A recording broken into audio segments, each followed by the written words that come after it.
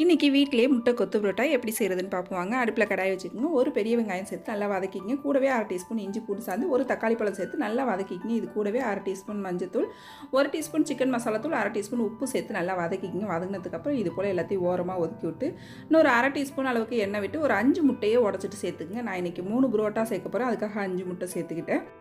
இது கூடவே கொஞ்சமாக மிளகுத்தூள், கொஞ்சம் ஜீரகத்தூள், கொஞ்சம் மஞ்சத்தூள் சேர்த்து நல்லா எல்லாத்தையும் ஒத்தாப்பில் ஒன்று கலந்து விட்டுக்குங்க. ஒன்று கலந்ததுக்கப்புறம் நம்ம 3 புரோட்டாவை நல்லா சின்ன சின்னதாக பிச்சு வச்சுருக்கேன். அதை இது கூட சேர்த்துக்கவும். 1 கப் அளவுக்கு சால்னா சேர்த்துக்கிறேன். இப்போ எல்லாத்தையும் நல்லா ஒத்தாப்பில் ஒரு தடவை ஒன்று கலந்து விட்டு நல்லா நம்ம தோசை திருப்பி இருக்கும்ல, அதை வச்சு நல்லா இது போல் கொத்தி விட்டுக்குங்க. நல்லா இது மாதிரி கொத்தும் போது நைஸாக மாறி வந்துடும். எல்லா முட்டையும் புரோட்டாவும் ஒன்று கலந்து நல்லா ஒத்தாப்பில் கொத்துப்பட்டு நல்லா நைஸாக இருக்கும்.